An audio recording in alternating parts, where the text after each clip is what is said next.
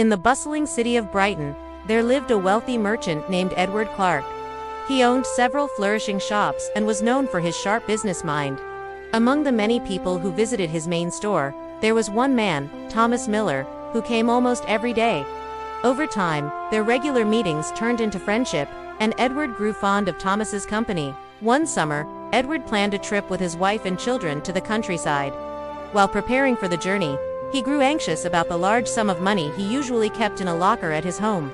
His wife advised him, "Since Thomas spends so much time with you, why don't you ask him to keep an eye on the house?" Though Edward valued Thomas as a friend, he realized he had never truly tested his loyalty. Trust, he knew, could sometimes be deceiving.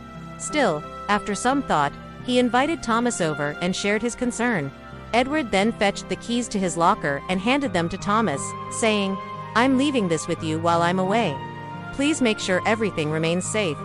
With that, Edward and his family left the city. A week later, when Edward returned, he sent word to Thomas to come by his house. The next morning, Thomas arrived, looking uneasy. The moment he stepped inside, he burst out angrily, "Edward, how could you do this to me? Why would you give me the key if you had filled your locker with nothing but stones? Didn't you trust me enough to leave real money?" Everyone in Edward's household froze in shock at his outburst.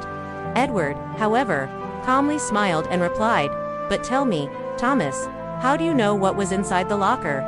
I never mentioned it." Thomas's face turned pale, and he stood speechless. Edward's tone grew firm. "I placed stones there on purpose, to test your honesty.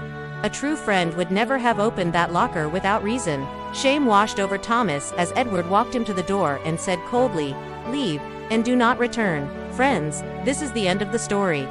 Now tell me, what lesson does this story teach us? The answer, my friends, is quite simple.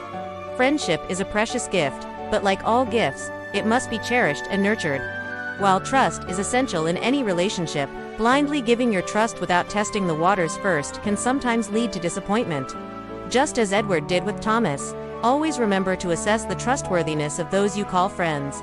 Actions, not words, will truly show you who they are and how loyal they can be. Don't be afraid to put a friend to the test, but always be prepared for the outcome, whether it brings your friend closer or pushes them away. Remember, true friendship can withstand the test of time and challenges, but only if both parties are willing to give it the necessary care and attention. So value your friendships, test them when needed, and always be ready to learn from the results.